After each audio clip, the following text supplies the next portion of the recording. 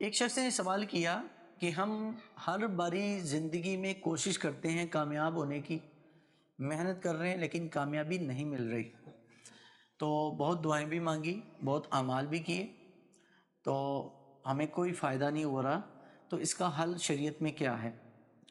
قرآن عظیم الشان کے اندر اللہ رب العالمین کا ارشاد ہے وَالَّذِينَ جَاهَدُوا فِينَا لَنَهْدِيَنَّهُمْ سُبُلَنَا، کہ جو لوگ کوشش کرتے ہیں میری ذات کی طرف، لَنَهْدِيَنَّهُمْ سُبُلَنَا، اللہ فرماتے ہیں ہم ضرور بے ضرور اس کو ہدایت کی طرف رہنمائی کر دیتے ہیں۔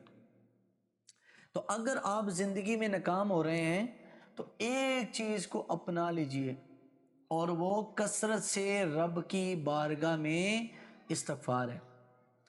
جناب نوح علیہ السلام نے کیا فرمایا تھا اپنی قوم کو؟ استغفروا ربکم انہم کان غفارا یرسل السماء علیکم مدرارا ویمددکم باموال وبنین۔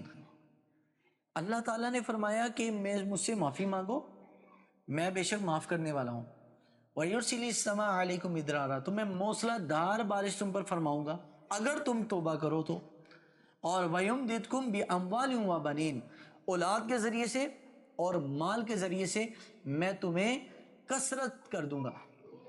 اگر زندگی میں ٹینشن ہے، مال کی کمی ہے اور اولاد کی طرف سے پریشانیاں ہیں، تو کثرت سے استغفار کریں، اور استغفار کا بہترین وقت تہجد کا وقت ہے۔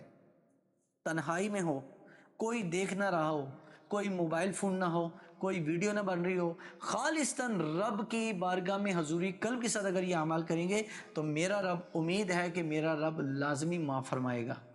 تو استغفار دن میں معمول رکھیں کہ حضور صلی اللہ علیہ وسلم نے فرمایا میں دن میں 100 بار استغفار کرتا ہوں، تم بھی کیا کرو، کہ استغفار بندے کی بیماری کو ختم کرتا ہے، پریشانیوں کو ختم کرتا ہے، رزق میں اضافے کا سبب بنتا ہے۔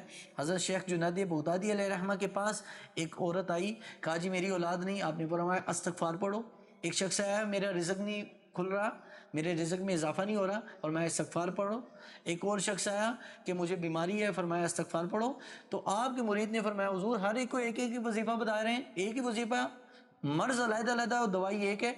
فرمایا میرے دوست اس لیے میں یہ کام کر رہا ہوں کہ اللہ نے فرمایا استغفروا ربکم انہ کان غفارا، مجھ سے معافی مانگو بے شک میں معاف کرنے والا ہوں۔ یرسل السماء علیکم مدرارا، میں جو استغفار کرے گا میں اس کے لیے آسمان سے موسلا دھار بارش فرماؤں گا، ویمددکم باموال وبنین، اور میں اس کی مدد کروں گا اولاد کے ذریعے سے اور مال کے ذریعے سے۔ اللہ ہمیں عمل کی توفیق دے۔